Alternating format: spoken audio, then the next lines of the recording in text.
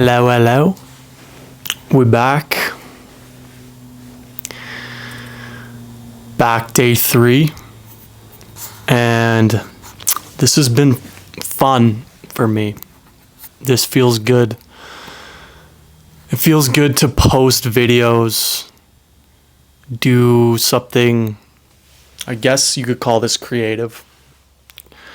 Because I don't plan really what I'm gonna say here. I just go on the spot and don't plan what I'm gonna say or revise or edit anything really, and I just post it. I like it, man. Feels good.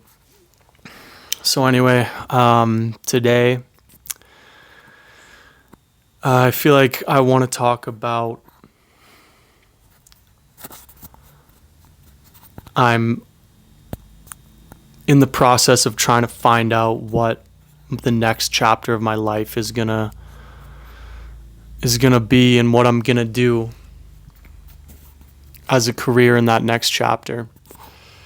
And I've been working with people. I've been seeing a psychologist who's helping me with this transition. And a lot of her stuff is heavily centered around spirituality, and she does astrology too. And she wrote me up this crazy astrological chart reading revolving around what my purpose is. And apparently it says, according to my birthday and time and whatnot, that my purpose revolves around teaching people about creating harmony and balance in relationships through speaking or writing, communicating these ideas in some way, which I have felt that I want to be involved in teaching or working with people and helping people in some way, because I feel like what I am passionate about is just like self-improvement in whatever area of your life, and just maximizing your life and fulfilling your potential. And so I could see the working with people part, and I never really thought about the creating balance and harmony in relationships, or teaching communication methods. But it also said that it would be an unconventional way of teaching, kind of a new idea or new ideas around communication and relationships. And so I just want to talk about that and see what comes up, see if I got the wisdom inside of me for that. So there's two aspects of that I can talk about, and from my own experience. And one is how through playing hockey for like almost 20 years, dealing with coaches, man, I've had some tough relationships with coaches, and a lot of like hard ass coaches, and that old school like hard ass yelling and screaming style of coaching that never resonated with me. Unfortunately, I've dealt with that a lot, and to me, it doesn't make any sense why someone would treat other people that they're working with like they are some sort of, like they are the king or whatever, and they're talking down to their subjects. I feel like that's the dynamic in a lot of coach player. It's very authoritarian, and I think the most successful coaches and the most successful teams have harmony in that regard, in that it's a collaboration between the players and the coaches. It's not the coach. Ultimately, he runs the ship. I know that. I get that. But he asks for the other players' opinions, and there's leaders on the team that make decisions as well. And he's constantly wanting feedback from the players and is open to that, and his ego isn't inflated, and he doesn't always have to have the last say or the last word. And John Cooper in Tampa Bay is a prime example of that, and just an incredible human and an incredible leader of people and collaborator with people. And that shows. I mean, this last few years, Tampa's won a couple Stanley Cups, and the team environment that they had is unbelievable. And so I feel like that old, outdated, authoritarian style of coaching is just doesn't work anymore. And that's one thing I would love to see changed in the sports world, because especially me, as someone who's I'm a pretty sensitive person, and it's hard for me to not take things harshly if I'm getting yelled at or criticized, and it affects my confidence. And for the longest time, I wish that I didn't get affected so much, but in the end, it's on the coach to know what kind of humans he's working with. Not everyone's the same. Know how to get the best out of all those guys. And I think just in general, no one likes to be barked at or given orders or made to feel like they are someone's subordinate. No one likes that. So I think just working as a collaborative unit is hopefully one day how most of the dynamic on sports teams are. And okay, the second part of this communication thing that I can speak on is, for as long as I can remember, I feel like I've always felt like I'm either in alignment or out of alignment with this thing inside me. And in terms of when I speak and when I communicate. And sometimes it feels like I'm out of line. And it feels like what I'm saying is not coming from an authentic place. It is coming from, it feels forced. A lot of the things I say feel just default. And they're not coming from a deeper place of like authenticity and life force, and there's no substance behind what I say. And then when I do feel in line, it feels like the words are flowing and something in me is being expressed fully and authentically, and it's just an amazing feeling. And my whole life I've just kind of oscillated between those two modes, and I find when I'm in alignment, I can just communicate so clearly. I'm in touch with myself. And it's like whatever I'm saying, the way the words are coming out, how they sound, the emotion behind them, the substance behind them, it just hits the nail on the head in what I'm trying to say.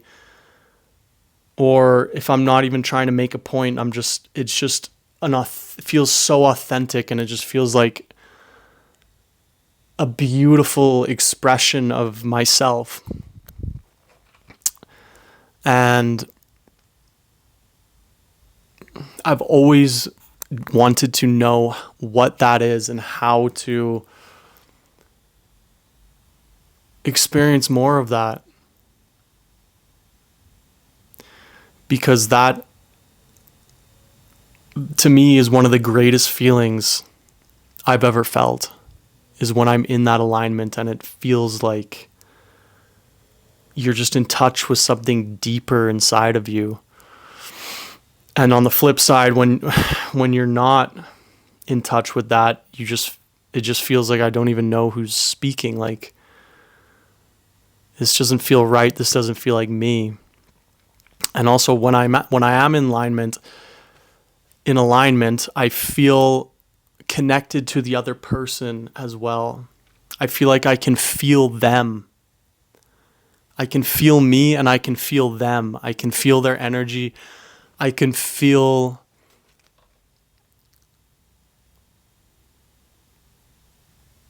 I know exactly what needs to be said in the moment, in that situation, exactly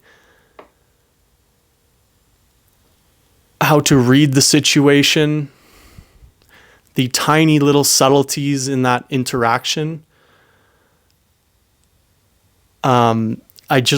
It's just like being in touch with myself and the other person on just such a deep level, and it feels like I'm feeling them.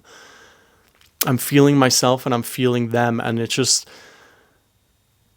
being able to be in touch is just an amazing feeling, and that it just gives you such an amazing feeling of connection between you and the person, and it just such joy in interacting with that person. And I can even feel it now, like talking about it. It makes me feel excited, because I think in those moments of my life, those are some of the most joyful experiences I've had, when I've been able to be in that zone. And I think growing up and throughout my teenage years, I think I really relied on alcohol to bring that out of me more, like lower my inhibitions and be able to express myself more easily. And while that can help lower my inhibitions, I don't think that's the same thing, and it doesn't get you to the same level of depth as that place of alignment that I'm talking about. And that's something I've never known how to access without like alcohol or like other substances. Mostly alcohol, sometimes marijuana, but that has helped too in the past. But being able to cultivate that sober, maybe that would be something I would love to be able to figure out how to do.